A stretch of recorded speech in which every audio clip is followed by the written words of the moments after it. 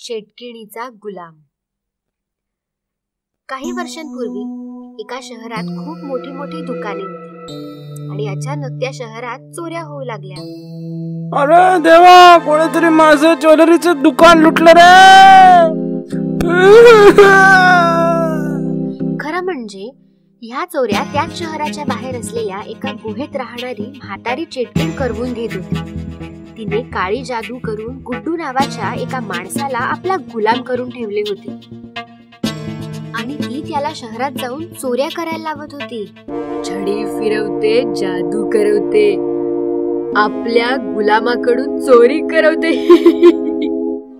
अशा प्रकारे ती चेटकीण रोज रात्री आपल्या गुलामाकडून चोऱ्या करून घेत होती.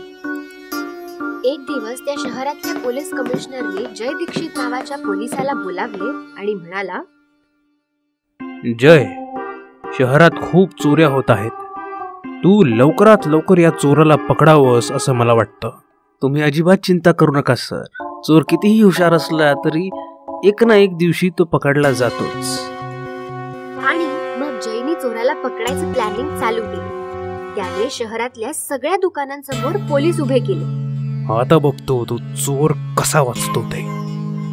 जशी रात्र झाली, चेटकिणीचा गुलाम चोर बाजारात आला.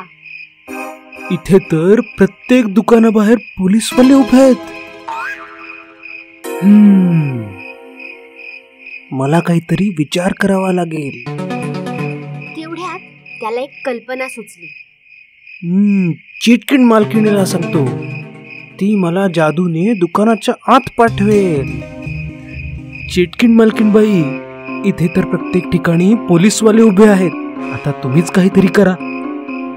छडी फिरवते, जादू चालवते, आपल्या गुलामाला दुकानाच्या आत पाठवते. चेटकिणीने असं म्हटल्याबरोबर चोर गायब झाला आणि दुकानाच्या आत गेला. इथे तर खूप सारं सोनं आहे. एवढं सोनं बघून चेटकीण मालकीण तर खूप खुश होऊन जातील.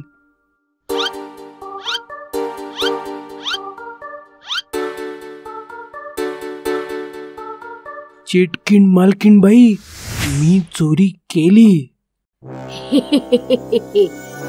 नाही सोडणार कुठलाच कोपरा.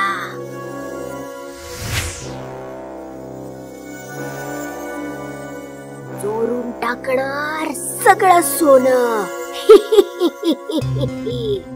दुसरीकडे जयला वाटलं चोर चोरी करायला आलाच नाही. पण सकाळी जेव्हा दुकानं उघडली तेव्हा कळलं की धनीराम शेठच्या दुकानातलं सगळं सोनं चोरीला गेलं होतं.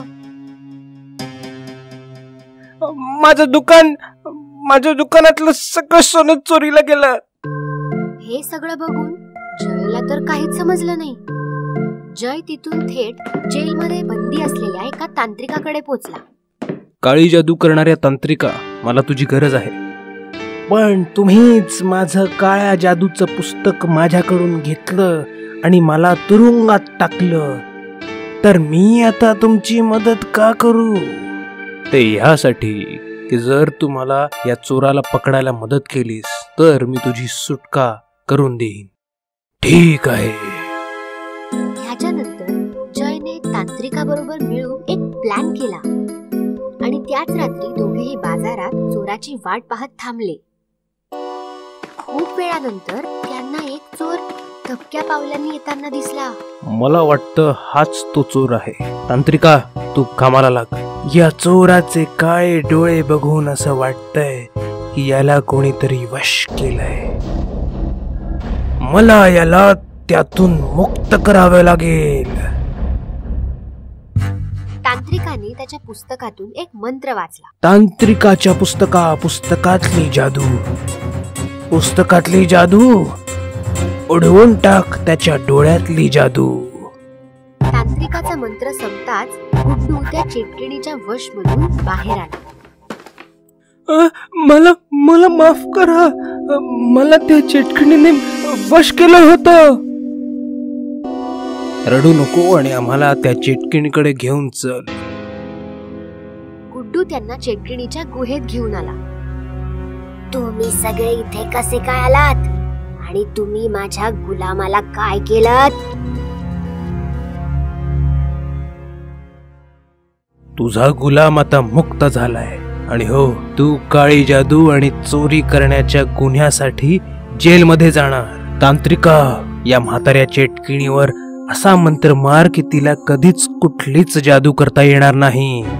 तांत्रिक तांत्रिक चेटकिण चेटकिण. म्हाताऱ्या चेटकिणीची जादू कायमसाठी फेल.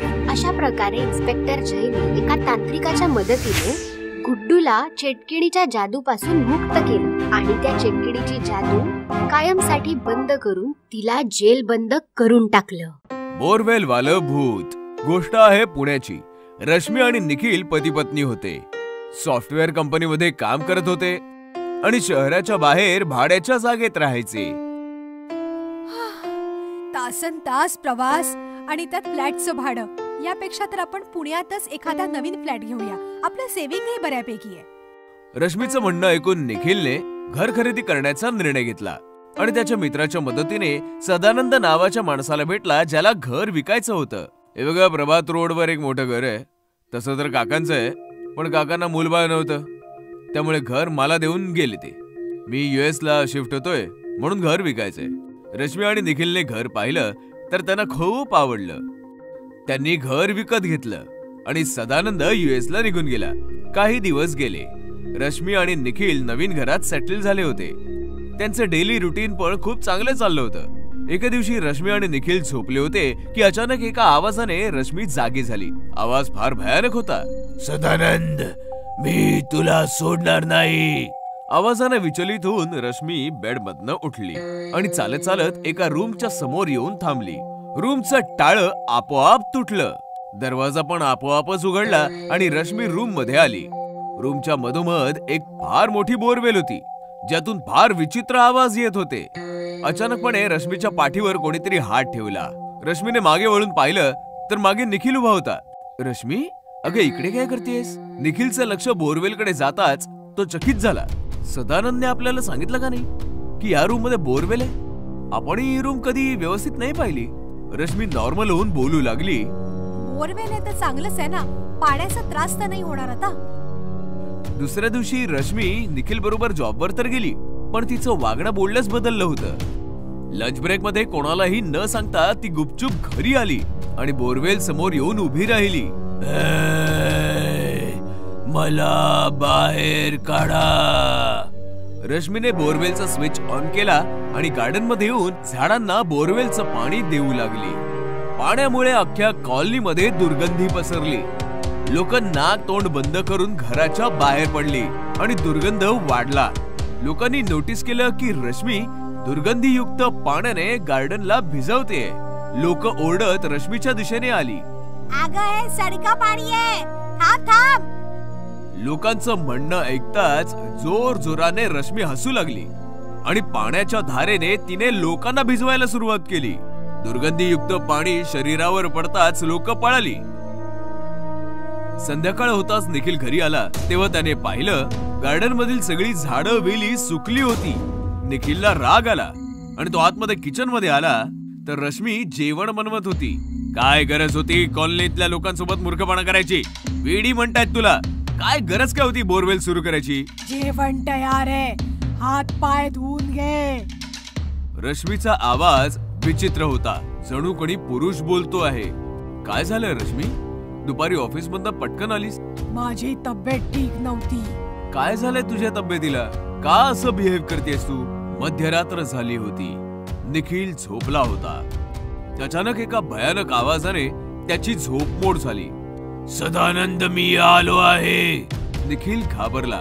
त्याने पाहिलं तर बिछाण्यावर रश्मी नव्हती. अचानकपणे त्याची नजर सीलिंग वर गेली तेव्हा त्याचे डोळे विस्फारले गेले. रश्मी वर लटकलेली भयानक भूत बनली होती. जोर जोरात ओरडत होती.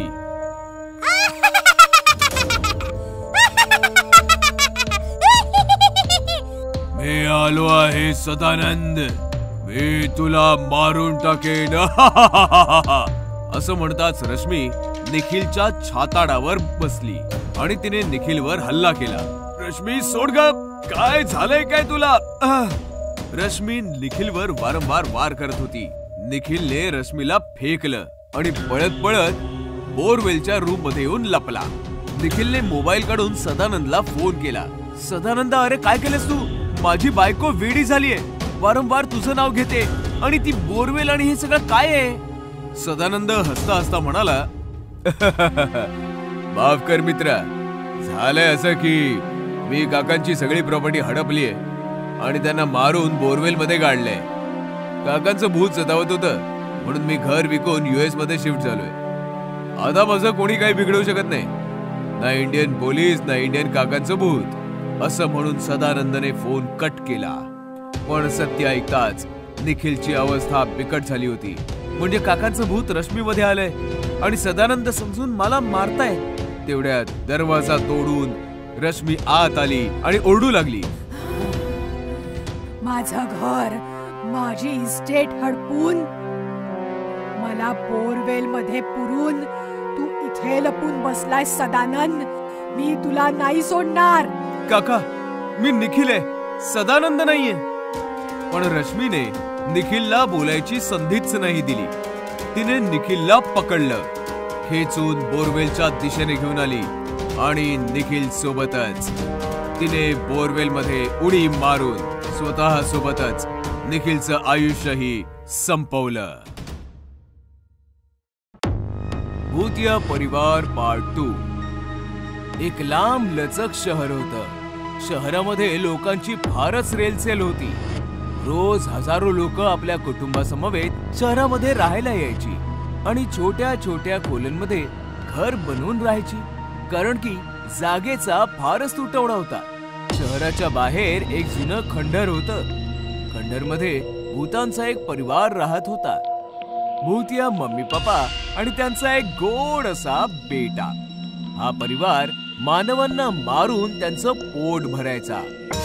मम्मी भूत आणि पप्पा भूत सकाळ सकाळी मनुष्यांच्या शोधासाठी शहरामध्ये जायचे आणि छोटं भूत बाळ सुनसान खंडरमध्ये कोळ्याच्या जाळ्यासोबत खेळायचा. भूत मम्मी पप्पा मिळून 1-2 माणसं शहराच्या धकाधकीमधून उचलून आणायचे आणि मग तिघं मिळून त्या मानवांना पूर्ण दिवसाभरासाठीचं जेवण बनवायचे. पप्पा मम्मी, मी पण तुमच्या सोबत उद्या शहरात येईना. या सुनसान खंडर मध्ये कोळ्या बरोबर खेळून खेळून मला खूप बोर झालंय. हो बाळा, नक्की चल. तू काय वेडी झालीस का? शहरामध्ये केवढी गर्दी आहे, लोकांना राहायला जागा नाहीये आणि हे साहेब मनोरंजनासाठी शहरात निघाले. काही गरज नाहीये, तू इकडेच खेळायचं, आम्ही मनुष्य घेऊन येऊ. हे ऐकून भूतिया बाळ नाराज होऊन भूतिया मम्मीना बिलगून रडू लागला.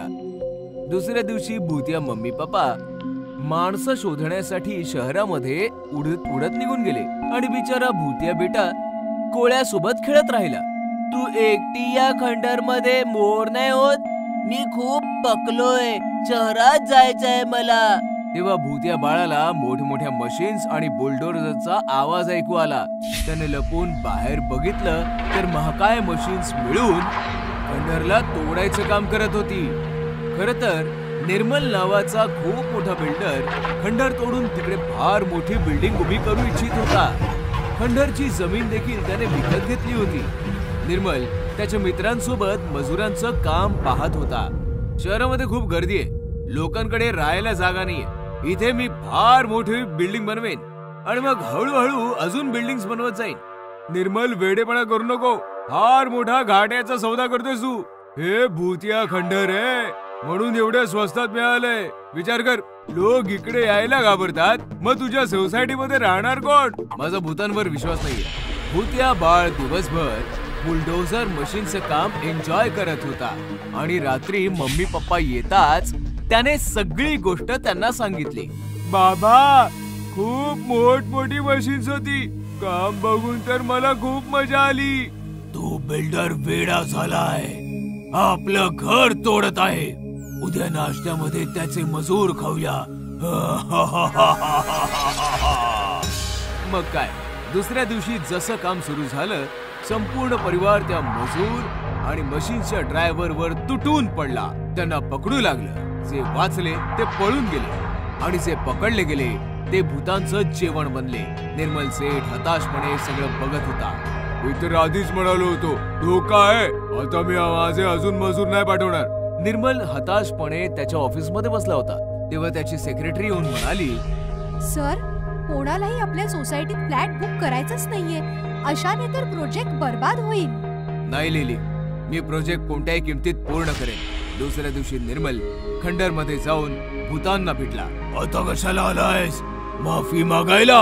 नाही, सौदा करायला. कोणता सौदा?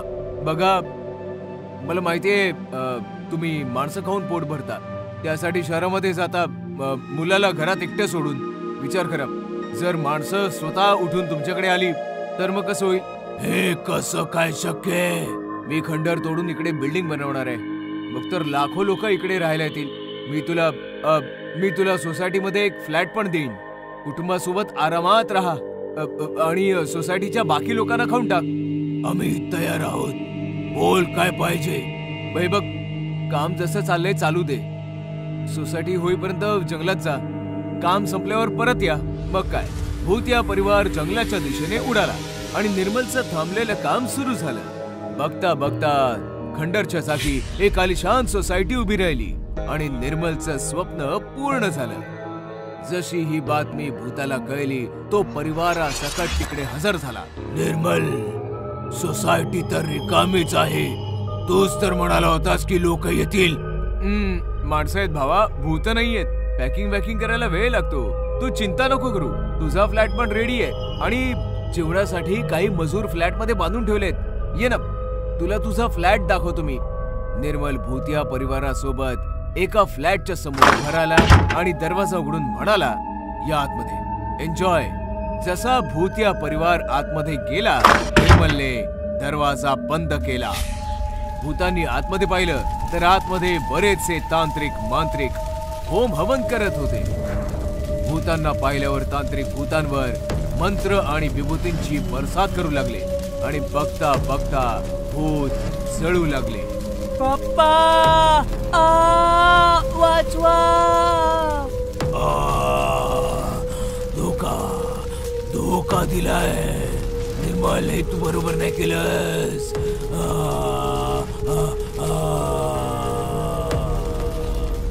तांत्रिकांनी भूतांना घेरलं. मंत्र आणि विभूतीचा पाऊस सतत बरसू लागला आणि बघता बघता पूर्ण भूतिया परिवार जळून भस्म झाला. मनुष्य खाणारं भूतांचं कुटुंब.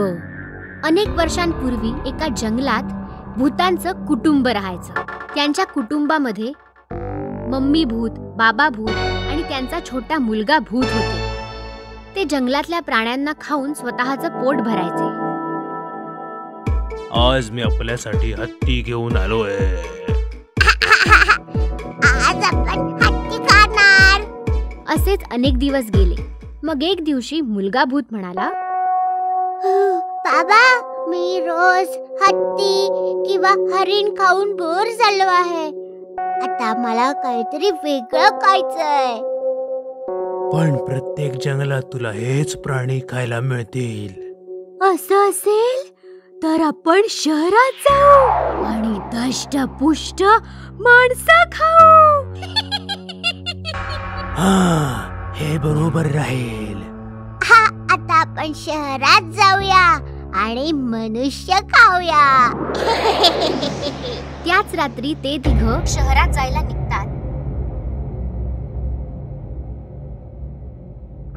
आणि जाता जाता ते गातात, आम्ही शहरात जाणार, मनुष्य खाणार.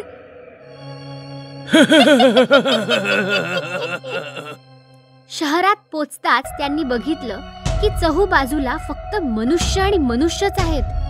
बाबा बाबा, इकडे तर खूप मनुष्य आहेत. हो, इथे तर छोटे मोठे लुकडे जाडे प्रत्येक प्रकारचे मनुष्य आहेत. खूप मजा येईल. मग ते तिघेही बागेजवळच्या एका रिकाम्या घरात राहू लागले. भूत बाबा रोज एखाद्या माणसाला बागेमधून उचलून आणायचे आणि ते तिघेही त्या माणसाला रोज मजेत खायचे. हे मनुष्य तर एकदमच स्वादिष्ट आहेत. पोट भरून खा माझ्या मुला, कारण शहरात माणसं कधीच संपत नाही. असेच काही दिवस गेले. मग एकदा सोसायटी मधल्या सेक्रेटरीच्या लक्षात आलं की बागेमधली माणसं कमी झाली आहेत. हा विचार करून ते जवळच्या एका पोलीस चौकीत गेले. मला असं वाटतंय की बागेत काहीतरी गडबड चालू आहे. तुम्ही लवकरच काहीतरी करा. चिंता नका करू सेक्रेटरी साहेब, मी माहिती काढतो. पोलीस साहेबांनी बागेमध्ये जागोजागी सीसीटीव्ही कॅमेरा लावले. मग दुसऱ्या दिवशी जेव्हा त्यांनी कॅमेरा रेकॉर्डिंग पाहिलं तेव्हा त्यांना विश्वासच नाही बसला. कॅमेरामध्ये साफ दिसत होतं की एक मनुष्य उडत उडत बागेच्या बाहेर चाललाय. ओ सेक्रेटरी साहेब, हा माणूस असा उडत तिकडे रिकाम्या घरात कुठे चाललाय? मला तर वाटतंय ह्याला कोणीतरी भूत घेऊन चाललंय. मला पण वाटतंय की ह्याला भूत घेऊन चाललंय, पण रेकॉर्डिंग मध्ये तर भूत दिसत नाहीये. आता आपण काय करणार? मला तर फक्त माणसांना पकडता येतं, मला भूतांना पकडता नाहीये. त्यामुळे मला माफ करा सेक्रेटरी साहेब, मी याच्यामध्ये तुमची काही मदत करू शकत नाही. हे ऐकून सोसायटीचे सेक्रेटरी खूप नाराज झाले आणि तिकडून निघून गेले. त्यांना काहीच समजत नव्हतं की त्यांनी आता काय करावं. मी काय करू? सोसायटी मधल्या लोकांना सांगितलं तर ते घाबरून जातील. हा विचार करून त्यांनी कुणालाच काहीच नाही सांगितलं.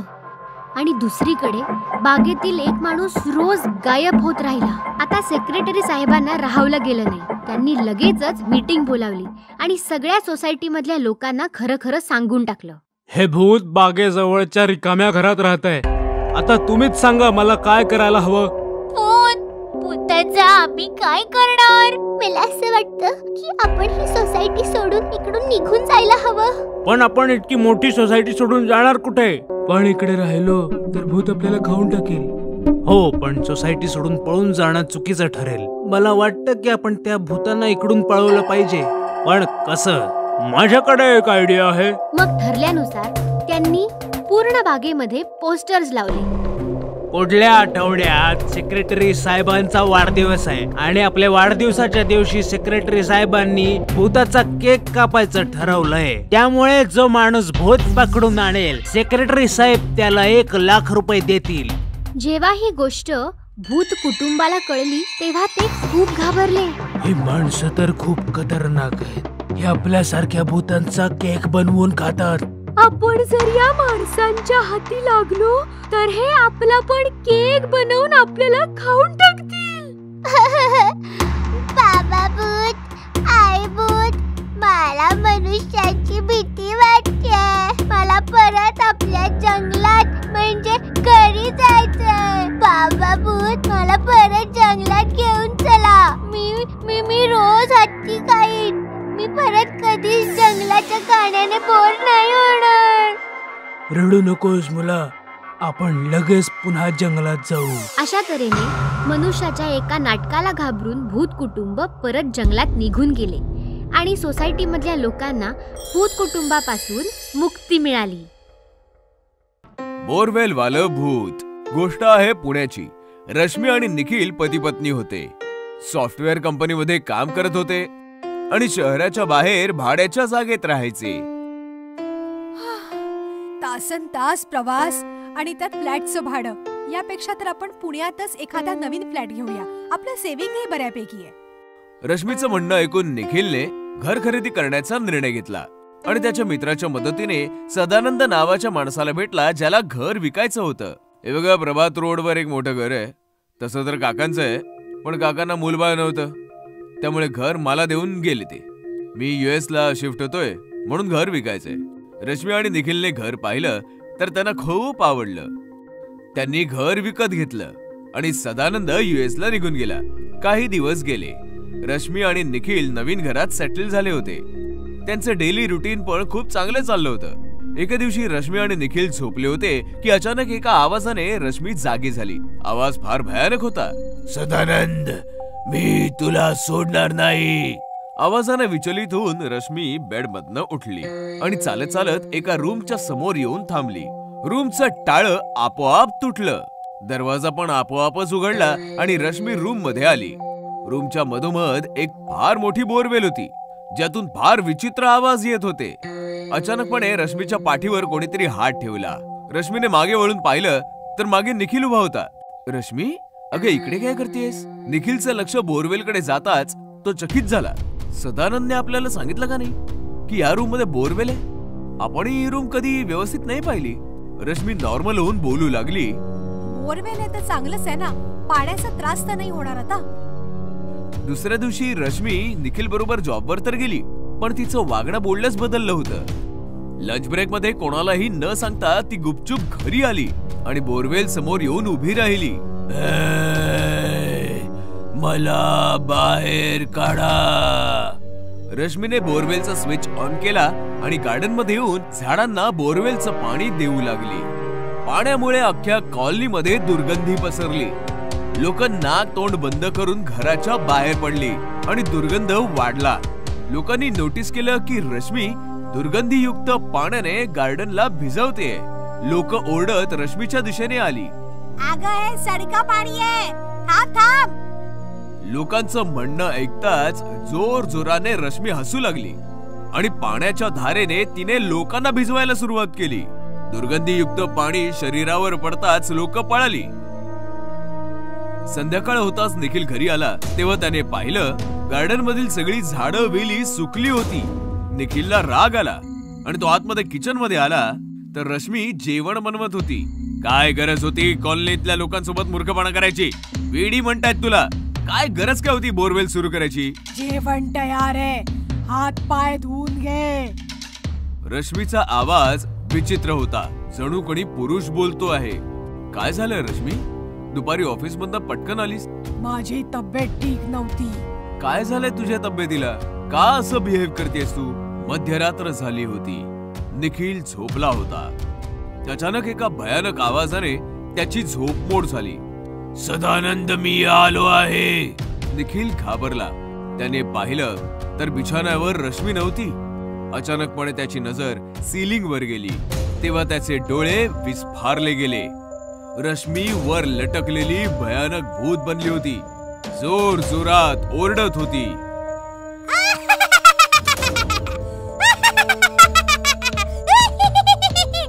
मी आलो आहे सदानंद, मी तुला मारून टाकेन. असं म्हणताच रश्मी निखिलच्या छाताडावर बसली आणि तिने निखिलवर हल्ला केला. रश्मी सोड ग, काय झालंय काय तुला? रश्मी निखिलवर वारंवार वार करत होती. निखिलने रश्मीला फेकलं आणि पळत पळत बोरवेलच्या रूम मध्ये येऊन लपला. निखिलने मोबाईल काढून सदानंदला फोन केला. सदानंद, अरे काय केलंस तू? माझी बायको वेडी झालीये, वारंवार तुझं नाव घेते आणि ती बोरवेल आणि हे सगळं काय आहे? सदानंद हसता हसता म्हणाला, माफ कर मित्रा, झालंय असं की मी काकांची सगळी प्रॉपर्टी हडपलीये आणि त्यांना मारून बोरवेल मध्ये गाडलंय. काकांचं भूत सतावत होतं म्हणून मी घर विकून US मध्ये शिफ्ट झालोय. आता माझं कोणी काही बिघडवू शकत नाही, ना इंडियन पोलीस ना इंडियन काकांचं भूत. असं म्हणून सदानंदने फोन कट केला. पण सत्य ऐकताच निखिलची अवस्था बिकट झाली होती. म्हणजे काकांचं भूत रश्मी मध्ये आलंय आणि सदानंद समजून मला मारताय. तेवढ्यात दरवाजा तोडून रश्मी आत आली आणि ओरडू लागली,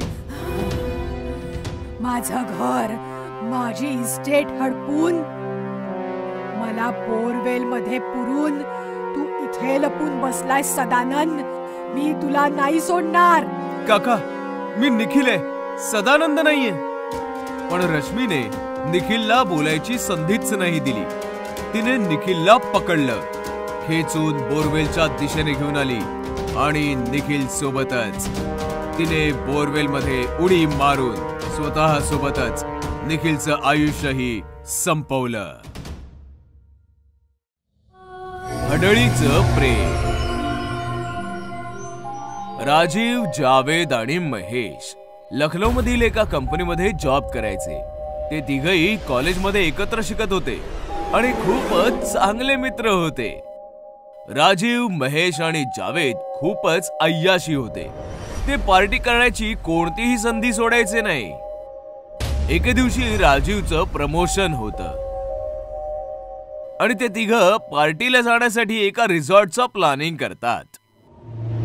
जेव्हा ते रिसॉर्ट मध्ये चालले होते तेव्हा एका हडळीची नजर त्यांच्यावर पडते आणि ती एका सुंदर ललनेचं रूप घेऊन त्यांच्या मागे मागे पार्टीमध्ये जाते आणि राजीवला त्याचं खेळणं बनवते. तिला बघताच राजीव तिच्या जवळ जातो आणि बोलू लागतो. तेव्हा ती म्हणते, माझं नाव सुनैना आहे आणि तुम्ही मला खूप आवडता. कधी जर तुम्हाला वेळ असेल तर आपण कॉफी प्यायला जाऊया का? अशा प्रकारे त्या हडळीने राजीवला प्रेमाच्या जाळ्यामध्ये अडकवलं. एके रात्री राजीवला ऑफिसमध्ये कामाच्या निमित्ताने उशीर होतो, म्हणूनच तो एकटा बस स्टॉपवर वाट बघत उभा असतो. तेव्हा सुनैना तिकडे गाडी घेऊन येते आणि राजीव कार मध्ये बसतो. अरे वा, काय योग्य वेळेवर आलीयस. तसही आज मला उशीरच झालाय. काही वेळ पुढे गेल्यानंतर राजीवला अचानकपणे थंडी वाजू लागते. ही अचानक एवढी थंडी कशी काय पडली? आणि सुनैना, गाडी जरा हळू चालव ना. पण ती राजीवच्या कोणत्याही गोष्टीचं उत्तर देत नाही आणि गाडीचा स्पीड अजून वाढवते. हिला काय झालं? आणि बघण्यासाठी जसा राजीव तिच्या खांद्यांवर हात ठेवतो तेव्हा ती अचानकपणे राजीवकडे वळते आणि भयानक आवाजामध्ये म्हणते, आता ही कार तुला स्वर्गात पोचवूनच थांबेल. आणि ती भयानक हडळीमध्ये परिवर्तित होते. तिला पाहताच राजीव खूपच जास्त घाबरतो आणि हडळी समोर विनवण्या करू लागतो. मला जाऊ दे, तुझं माझ्यावर प्रेम होतं ना, मग तू असं माझ्यासोबत कसं करू शकते? ही शिक्षा आहे, तुझ्या गुन्ह्यांची शिक्षा. आणि हडळ त्या कारला एका मोठ्या झाडावर आदळते, ज्याच्यामुळे राजीवचा जीव जातो. आता फक्त 2 जण बाकी आहेत. मग ती हडळ पुन्हा एका सुंदर ललनेचं रूप घेऊन जावेदलाही तिच्या प्रेमाच्या जाळ्यात अडकवते आणि एके रात्री त्याचाही ती खून करते. जावेद आणि राजीवला मारल्यानंतर हडळ महेशला तिच्या जाळ्यात ओढण्याचा प्रयत्न करते, पण त्याच्या 2 मित्रांना गमावल्यानंतर महेश केवळ एकटा पडतो आणि सर्व अय्याशीपणा सोडून देतो. म्हणून ती हडळ एका कामवालीचं रूप घेऊन महेशच्या घरी कामासाठी निघून जाते, जेणेकरून संधी मिळताच ती त्याला देखील मारू शकेल. कामवालीच्या वर्तनाला पाहून महेशची पत्नी राणीला संशय येतो आणि ती कामवालीवर लक्ष ठेवू लागते. एके रात्री राणीला घरामध्ये काहीतरी गडबड दिसून येते. जेव्हा ती जाऊन पाहते तेव्हा कामवाली हडळीच्या रूपामध्ये परिवर्तित होते आणि महेशच्या शरीरातून रक्त घेऊ लागते. जे पाहताच राणीच्या पायाखालची जमीन सरकते आणि पटकन ती मदतीसाठी एका मांत्रिकाला बोलवते. मांत्रिक येताच पटकन हवन सुरू करतो आणि घरामध्ये राख फुंकू लागतो. ओम भं ग्रम, ओम भं ग्रम. हे काळी आत्मा, या घराला सोडून निघून जा. तेव्हा ती हडळ बाहेर येते. मांत्रिका, तू माझ्यामध्ये नको येऊस, नाहीतर तू विनाकारण मरशील. तेव्हा मांत्रिक हडळीवर राखेची पुडी फेकतो, त्यामुळे तिचं शरीर जळू लागतं. बोल, तू याला का त्रास देतेस? बोल. या तिघांनी माझं प्रेम हिरावून घेतलंय. एक दिवस माझे पती कामावरून परत येत होते तेव्हा हे 3 मित्र दारूच्या नशेत गाडी चालवत होते. हे 3 इतक्या नशेत होते की त्यांनी माझ्या नवऱ्याला गाडी खाली चिरडून टाकलं आणि कोणाला पत्ता लागू नये म्हणून रस्त्याच्या कडेला पुरून टाकलं. माझ्या नवऱ्याशिवाय या जगात माझं दुसरं कोणी नव्हतं. त्याच्या मृत्यूच्या दुःखात मी आत्महत्या केली आणि मी भूत बनले. म्हणूनच मांत्रिका, तू तू याला वाचवण्याचा प्रयत्न नको करूस. असं म्हणताच ती हडळ महेशला सोबत घेऊन हवनकुंडात उडी मारते आणि तिच्या सोबत महेशलाही जाळू लागते. हे पाहताच महेशची पत्नी हडळीची माफी मागू लागते. यांना नको मारूस, मी पाया पडते, तू यांना नको मारूस. यांच्याशिवाय या जगात माझं दुसरं कोणी नाहीये. यांच्या वतीने मी माफी मागते तुझी. यांना सोडून दे, नको मारूस, माफ कर. महेशच्या गोष्टीचं म्हणणं ऐकून हडळीला तिची दया येते आणि ती महेशला माफ करून टाकते. मग महेश एक फार मोठा यज्ञ करतो आणि हडळीच्या आत्म्याला मुक्ती मिळवून देतो. इस पर पापा भला क्या बोलते, भगवान श्री उनको रामांची मम्मी की बात माननी ही पड़ी. दूसरे दिन गट्टू चिंकी स्कूल गए तो उनके पीछे पीछे मम्मी भी स्कूल गई और सीधे हेडमास्टर मिश्रा सर से मिली. वैसे तो मैं छुट्टी नहीं देता, लेकिन हमारे गट्टू चिंकी ने ट्रेन का सफर ही नहीं किया, तो फिर क्या किया? मेरे दोनों ब्राइट स्टूडेंट को ले जाइए और ट्रेन का सफर करवाइए. उनको मैं 5 नहीं पूरे 6 दिन की छुट्टी दे रहा हूँ. Thank you very much sir. शाम को जैसे ही गट्टू चिंकी घर आए तो मम्मी ने एकदम से बॉम्ब फोड़ दिया. गट्टू चिंकी, कल से 6 दिन तक स्कूल जाने की कोई जरूरत नहीं है. लेकिन क्यों मम्मी? क्योंकि कल हम कोंकण जा रहे हैं, तुम्हारी मौसी के घर, वो भी ट्रेन से. ये झटका तो गट्टू चिंकी बर्दाश्त ही नहीं कर पाए. उनकी आंखों में आंसू आ गए.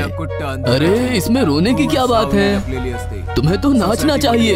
लेकिन मिश्रा सर एक दिन की भी छुट्टी नहीं देंगे. बिल्कुल नहीं देंगे, क्योंकि उन्होंने ऑलरेडी छुट्टी दे दी है, वो भी पूरे 6 दिन की. मम्मी ने गट्टू चिंकी को सारी बात बताई तो गट्टू चिंकी सीधे जाकर मम्मी से लिपट गए. दूसरे दिन मम्मी, पापा और गट्टू चिंकी काफी सारे सामान के साथ रेलवे स्थानक पहुँचे तो उनको देखते ही एक कुली आगे आया और उसने उनका सामान उठा लिया. आपने इस आदमी को सामान क्यों दिया? वो सामान लेकर भाग गया तो? अरे चिंकी, वो कुली है, वीडियो में देखा था ना आपने. स्थान पर काफी भीड़ थी. अलग अलग तरह के लोग इधर उधर घूम रहे थे. कोई खा रहा था, कोई गा रहा था, तो कोई लाइन में खड़ा होकर टिकट निकाल रहा था. लेकिन पापा ने सबकी टिकट पहले ही ऑनलाइन बुक कर लिए थे. कुली के पीछे पीछे सब लोग प्लेटफॉर्म पर खड़ी कोंकण एक्सप्रेस के पास आए. ट्रेन काफी लंबी और खूबसूरत थी. गट्टू चिंकी ट्रेन को छूकर देखने लगी तो पापा बोले, अरे चलो नहीं तो ट्रेन छूट जाएगी. फिर सब लोग अंदर एक एसी वाले कंपार्टमेंट में जाकर बैठ गए. थोड़ी देर बाद ट्रेन चलने लगी और गट्टू चिंकी को मजा आने लगा. ऐसा लग रहा है हम ट्रेन में नहीं किसी नाव में बैठे हैं. मजा आ रहा है ना? राघव शास्त्रीच्या मुखी सदैव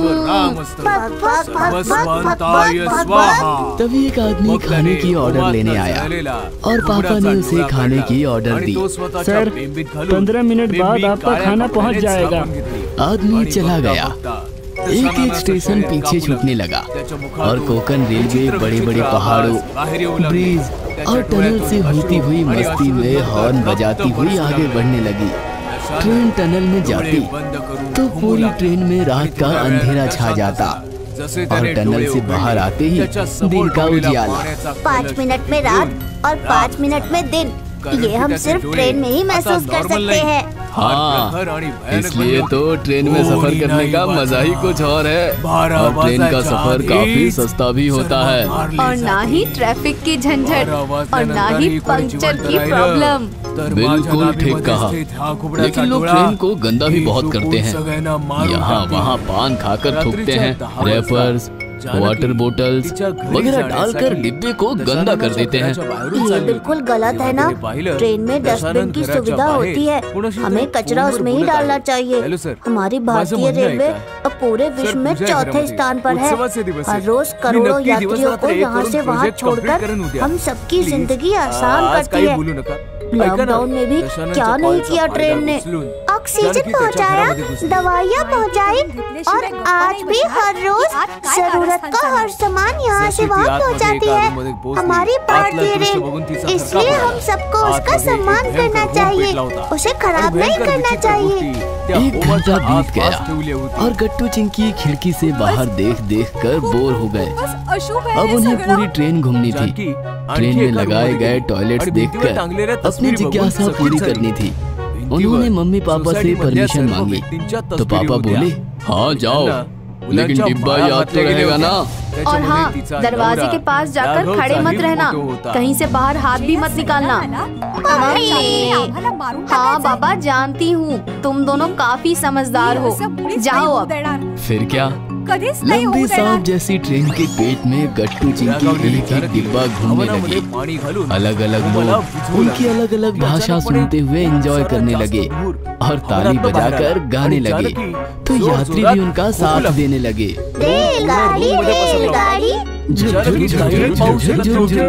बीच वाला स्टेशन बोले रुक रुक रुक रुक रुक रुक रुक रुक। इस प्रकार गट्टू चिंकी ने अपनी खुशी में बाकी यात्री और टीसी को भी शामिल कर लिया। सभी ने गट्टू चिंकी को काफी सारा प्यार दिया। तिच्या समोर दशानन फार भयानक परिस्थितीमध्ये हसत होता। जानकी घरी नाही पोहोचली म्हणून तिचा चिंतातूर पती राघव सरस्वतीच्या घरी जाऊन विचारपूस करू लागला। जानकी 10 वाजताच निघाली भाऊ? आता 11 वाजलेत, कुठे गेली असेल? काय माहित। हा, आठवलं, एक गोष्ट होती जी जानकीने सांगितली होती, कदाचित जानकी तिथेच गेली असेल। सरस्वतीने राघवला सगळं काही सांगितलं आणि राघव पळत पळत दशाननच्या घरासमोर उभा राहिला। आतून तेलाच्या जळण्याचा वास येतोय, म्हणजे आतमध्ये पूजा चालू असणार। तेव्हा राघवला जानकीच्या ओरडण्याचा आवाज आला आणि राघव घाबरला। सरस्वती सोसायटीतील सर्व सदस्यांना घेऊन राघवच्या जवळ आली।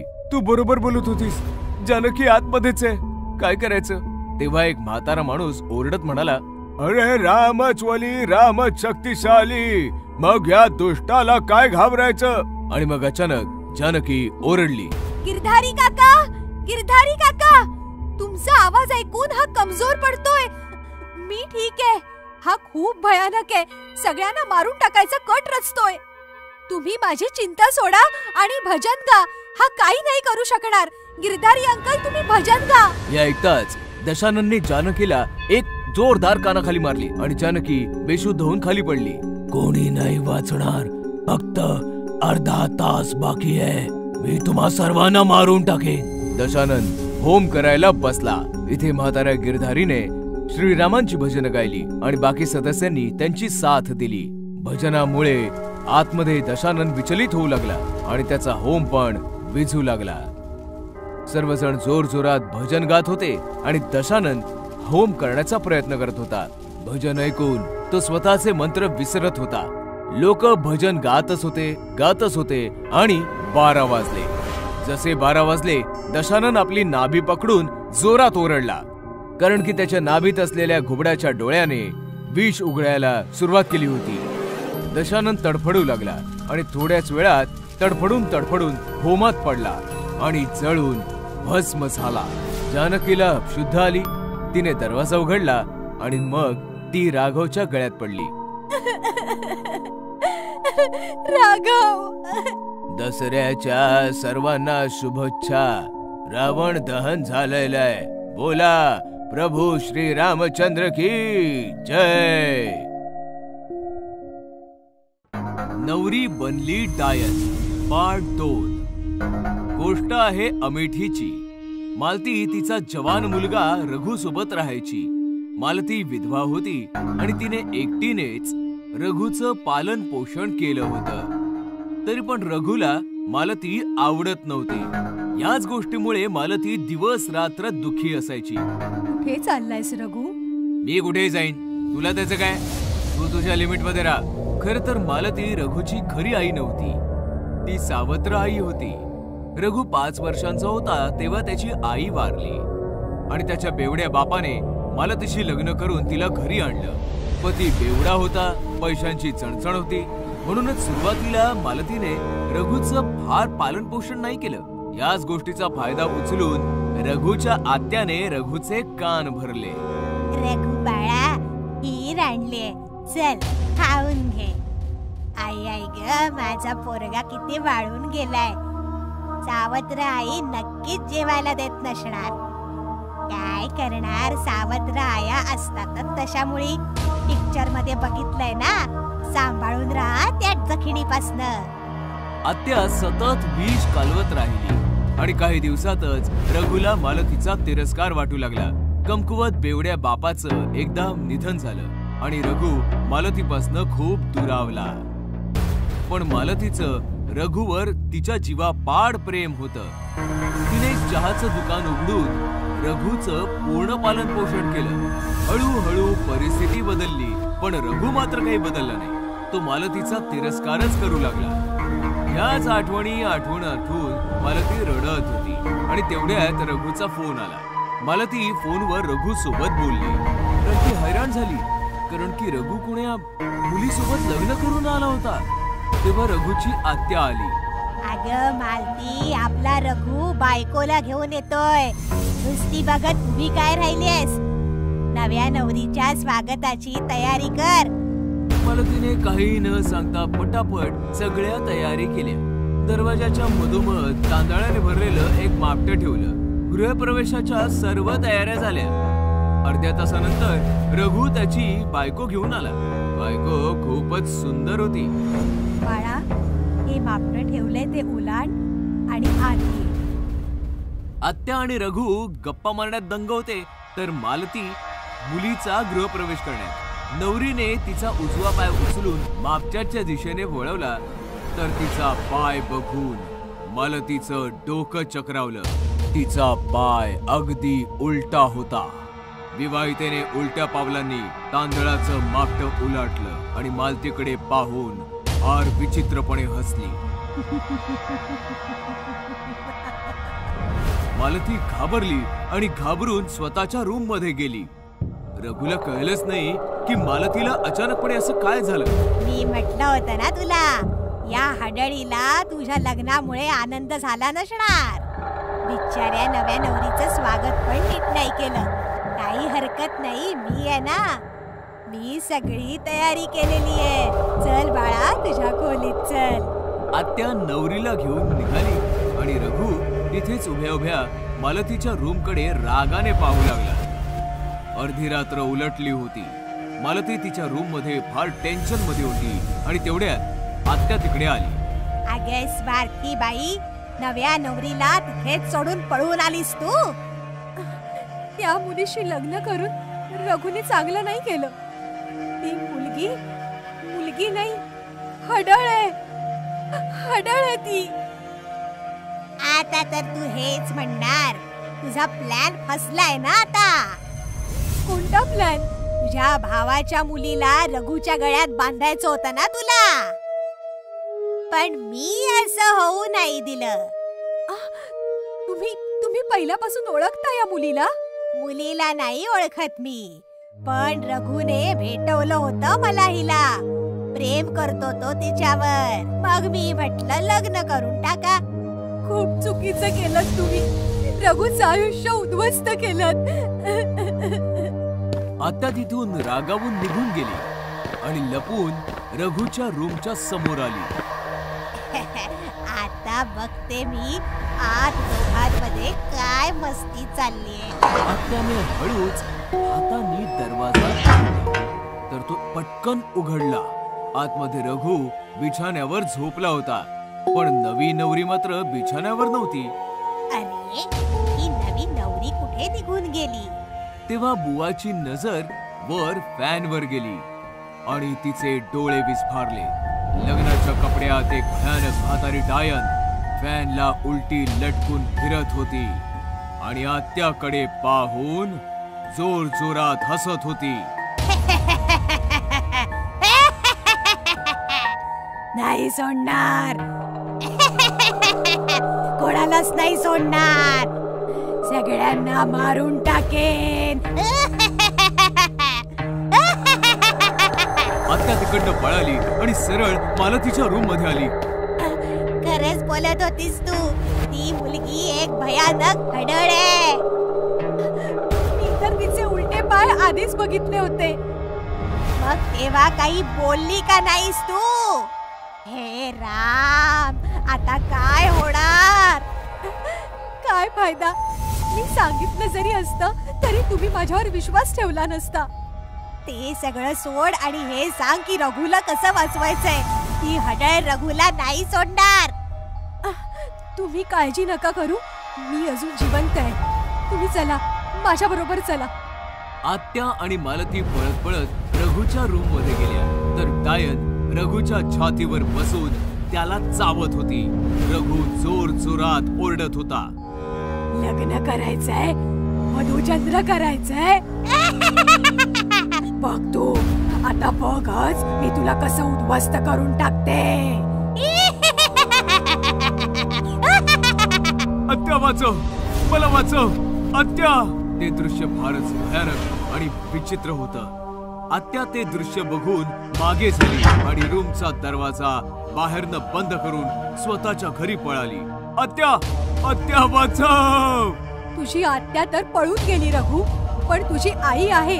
घाबरू नकोस, घाबरू नकोस रघु.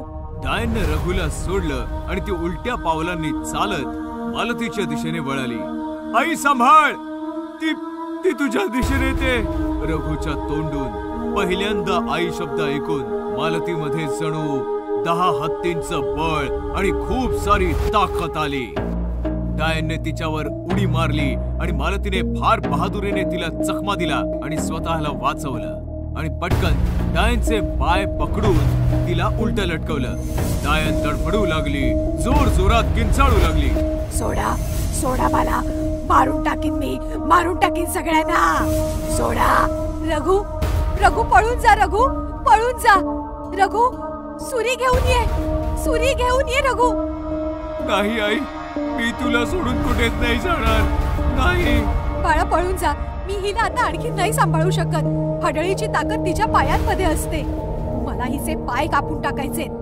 हे ऐकताच डायन अजून जोरात किंचाळली. पाय कापू नकोस, पाय नको कापूस माझे, पाय नको कापूस. रघुला समजलं आणि आत्याने बाहेरून बंद केलेला दरवाजा आतून तोडून एक सुरी घेऊन आला. रघुने पटकन डायनचे दोन्ही पाय कापले. डायन कोण्या जनावरासारखी जोरात किंचाळली आणि शांत झाली.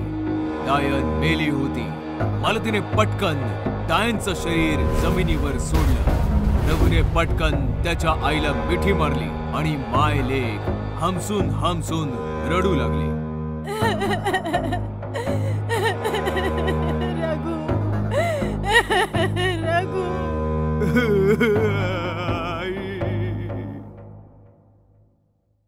बोरवेल वालं भूत. गोष्ट आहे पुण्याची. रश्मी आणि निखिल पती पत्नी होते. सॉफ्टवेअर कंपनीमध्ये काम करत होते आणि शहराच्या बाहेर भाड्याच्या जागेत राहायचे. तासन तास प्रवास आणि त्यात फ्लॅटचं भाडं. यापेक्षा तर आपण पुण्यातच एखादा नवीन फ्लॅट घेऊया. आपलं सेव्हिंगही बऱ्यापैकी आहे. रश्मीचं म्हणणं ऐकून निखिलने घर खरेदी करण्याचा निर्णय घेतला आणि त्याच्या मित्राच्या मदतीने सदानंद नावाच्या माणसाला भेटला ज्याला घर विकायचं होतं. हे बघा, प्रभात रोडवर एक मोठं घर आहे. तसं तर काकांचं आहे, पण काकांना मूलबाळ नव्हतं, त्यामुळे घर मला देऊन गेले ते. मी US ला शिफ्ट होतोय म्हणून घर विकायचंय. रश्मी आणि निखिलने घर पाहिलं तर त्यांना खूप आवडलं. त्यांनी घर विकत घेतलं आणि सदानंद US ला निघून गेला. काही दिवस गेले. रश्मी आणि निखिल नवीन घरात सेटल झाले होते. त्यांचं डेली रुटीन पण खूप चांगलं चाललं होतं. एके दिवशी रश्मी आणि निखिल झोपले होते की अचानक एका आवाजाने रश्मी जागी झाली. आवाज फार भयानक होता. सदानंद, मी तुला सोडणार नाही. आवाजाने विचलित होऊन रश्मी बेडमधनं उठली आणि चालत चालत एका रूमच्या समोर येऊन थांबली. रूमचं टाळं आपोआप तुटलं. दरवाजा पण आपोआपच उघडला आणि रश्मी रूम मध्ये आली. रूमच्या मधोमध एक फार मोठी बोरवेल होती ज्यातून फार विचित्र आवाज येत होते. अचानकपणे रश्मीच्या पाठीवर कोणीतरी हात ठेवला. रश्मीने मागे वळून पाहिलं तर मागे निखिल उभा होता. रश्मी, अगं इकडे काय करतेस? निखिलचं लक्ष बोरवेलकडे जाताच तो चकित झाला. सदानंदने आपल्याला सांगितलं का नाही की या रूम मध्ये बोरवेल आहे? आपण ही रूम कधी व्यवस्थित नाही पाहिली. रश्मी नॉर्मल होऊन बोलू लागली. बोरवेल आहे तर चांगलंच आहे ना, पाण्याचा त्रास तर नाही होणार आता. दुसऱ्या दिवशी रश्मी निखिल बरोबर जॉबवर तर गेली, पण तिचं वागणं बोलणंच बदललं होतं. लंच ब्रेक मध्ये कोणालाही न सांगता ती गुपचूप घरी आली आणि बोरवेल समोर येऊन उभी राहिली. मला बाहेर काढा. रश्मीने बोरवेलचा स्विच ऑन केला आणि गार्डन मध्ये येऊन झाडांना बोरवेलचं पाणी देऊ लागली. पाण्यामुळे अख्ख्या कॉलनीमध्ये दुर्गंधी पसरली. लोक नाक तोंड बंद करून घराच्या बाहेर पडली आणि दुर्गंध वाढला. लोकांनी नोटीस केलं की रश्मी दुर्गंधीयुक्त पाण्याने गार्डनला भिजवते. लोक ओरडत रश्मीच्या दिशेने आली. अगं हे सडका पाणी आहे, थांब थांब. लोकांचं म्हणणं ऐकताच जोर जोराने रश्मी हसू लागली आणि पाण्याच्या धारेने तिने लोकांना भिजवायला सुरुवात केली. दुर्गंधीयुक्त पाणी शरीरावर पडताच लोक पळाली. संध्याकाळ होताच निखिल घरी आला तेव्हा त्याने पाहिलं गार्डन मधील सगळी झाडं वेली सुकली होती. निखिलला राग आला आणि तो आतमध्ये किचन मध्ये आला तर रश्मी जेवण बनवत होती. काय गरज होती कॉलनीतल्या लोकांसोबत मूर्खपणा करायची? वेडी म्हणतायत तुला. काय गरज काय होती बोरवेल सुरू करायची? जेवण तयार आहे, हात पाय धुवून घे. रश्मीचा आवाज विचित्र होता, जणू कोणी पुरुष बोलतो आहे. काय झालं रश्मी? दुपारी ऑफिस मधनं पटकन आलीस? माझी तब्येत ठीक नव्हती. काय झालंय तुझ्या तब्येतीला? का असं बिहेव करतेस तू? मध्यरात्र झाली होती. निखिल झोपला होता. अचानक एका भयानक आवाजाने त्याची झोप मोड झाली. सदानंद मी आलो आहे. निखिल घाबरला. त्याने पाहिलं तर बिछाण्यावर रश्मी नव्हती. अचानकपणे त्याची नजर सीलिंग वर गेली तेव्हा त्याचे डोळे विस्फारले गेले. रश्मी वर लटकलेली भयानक भूत बनली होती. जोर जोरात ओरडत होती.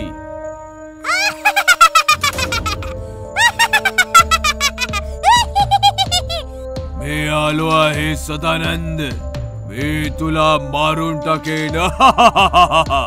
असं म्हणताच रश्मी निखिलच्या छाताडावर बसली आणि तिने निखिलवर हल्ला केला. रश्मी सोड ग, काय झालंय काय तुला? रश्मी निखिलवर वारंवार वार करत होती. निखिलने रश्मीला फेकलं आणि पळत पळत बोरवेलच्या रूम मध्ये येऊन लपला. निखिलने मोबाईल काढून सदानंदला फोन केला. सदानंद, अरे काय केलंस तू? माझी बायको वेडी झालीये, वारंवार तुझं नाव घेते आणि ती बोरवेल आणि हे सगळं काय आहे? सदानंद हसता हसता म्हणाला, माफ कर मित्रा, झालंय असं की मी काकांची सगळी प्रॉपर्टी हडपलीये आणि त्यांना मारून बोरवेल मध्ये काढलंय. काकांचं भूत सतावत होतं म्हणून मी घर विकून US मध्ये शिफ्ट झालोय. आता माझं कोणी काही बिघडवू शकत नाही, ना इंडियन पोलीस ना इंडियन काकांचं भूत. असं म्हणून सदानंदने फोन कट केला. पण सत्य ऐकताच निखिलची अवस्था बिकट झाली होती. म्हणजे काकांचं भूत रश्मी मध्ये आलंय आणि सदानंद समजून मला मारताय. तेवढ्यात दरवाजा तोडून रश्मी आत आली आणि ओरडू लागली, माझं घर, माझी इस्टेट हडपून, मला बोरवेल मध्ये पुरून तू इथे लपून बसलाय सदानंद. मी तुला नाही सोडणार. काका, मी निखिल आहे, सदानंद नाहीये. पण रश्मीने निखिलला बोलायची संधीच नाही दिली. तिने निखिलला पकडलं, खेचून बोरवेलच्या दिशेने घेऊन आली आणि निखिल सोबतच तिने बोरवेल मध्ये उडी मारून स्वतः सोबतच निखिलचं आयुष्यही संपवलं. भूतनी आंटी पार्ट 2. एक छोटस शहर होतं. शहरामध्ये होती एक कॉलनी. नाव होतं भूतनवाडी. भूतनवाडीतील प्रत्येक आई भीतीच्या सावटाखाली जगायची, कारण की भूतनवाडीच्या एका घरामध्ये एक म्हातारी भूतणी जंगलातून राहायला आली, जी कॉलनीतील लहान लहान मुलांना पकडून सतवायची आणि त्यांना खाऊन टाकायची. भूतनी म्हातारी होती पण काळ्या जादूमध्ये माहिर होती. ती कोणत्या तरी खूबसूरत आंटीचं रूप घ्यायची आणि मैदानात खेळणाऱ्या मुलांकडे जाऊन त्यांना भुलवून थापा मारून त्यांच्या घरी आणायची आणि मग मारून टाकायची. चल बाळा, माझ्या घरी चल, मी तुला रबडी खायला देईन. मुलंही त्या भूतणीच्या गोष्टींमध्ये अडकायची आणि तिचं बोट पकडून तिच्या घरी यायची. तिच्या घरामध्ये पाऊल ठेवताच अचानक त्या भूतणीचं रूप बदलायचं आणि तिच्या सत्य रूपात यायचं, ज्यांना बघून ती पुरं घाबरायची. मम्मी मला वाचव, मला सोड ना. तू आंटी नाही भूतणी आहेस. भूतनी नाही, भूतनी आंटी. खायला आला होतास रबडी, आता स्वतःच खाणं बनशील. भूतनी आंटीला पप्पी दे बरं. बाळा, आणखीन किती ओरडशील? नाही, मी तुला पप्पी नाही देणार. तू फार वाईट आहेस. सोड ना मला मम्मी. बडबड बंद कर, मला खाऊ दे तुला. चल. या प्रकारे भूतणीच्या त्या कारनाम्यांमुळे कॉलनीमध्ये हाहाकार माजला. लोक म्हाताऱ्या भूतणीकडे गेले. त्यांनी समजावलं, पण त्याने काही फरक नाही पडला. मग लोकांनी तंत्रमंत्राचा सहारा घेतला. तांत्रिकांना तिच्या घरासमोर बसवलं, पण दुष्ट भूतणीने त्यांनाही तिच्या शक्तीने पळवून लावलं आणि ती तिची मनमानी करू लागली. अशा प्रकारे कॉलनीचं नाव भूतनवाडी पडलं. बघा, जर या कॉलनीमध्ये राहायचं असेल तर मुलांना घेऊन आपल्या घरामध्ये बंद राहा, नाहीतर कॉलनी सोडा. बस फक्त आता हे 2 उपाय उरलेत आपल्यासाठी. बिचारी लोक कॉलनी सोडून जातील तरी कुठे? त्यांनी त्यांचे घरचे दरवाजे कायमचे बंद केले आणि भीतीच्या सावटाखाली जगू लागले. लोकांच्या सतर्कतेमुळे भूतणी पण त्रासू लागली, कारण की ती अजून म्हातारी होऊ लागली आणि तिला खाणं मिळणंही कठीण झालं होतं. हे काय, लोकांनी तर दारं बंद करून घेतलीत. आता मी कशी जगणार? मला वाटतं आता पुन्हा जंगलचा रस्ता धरावा लागेल. तेव्हा भूतनीने पाहिलं की एक बाई तिच्या गोलमटोल मुलासोबत येत होती. अरे वा, बहुतेक करून कॉलनीत नवीन राहायला आलेत. मुलगा पण अगदी फुग्यासारखा फुगलेला दिसतोय.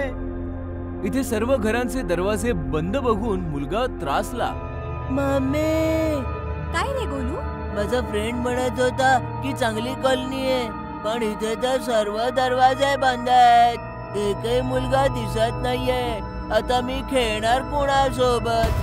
तेव्हा भूतनी रूप बदलून त्यांच्या समोर उभी राहिली.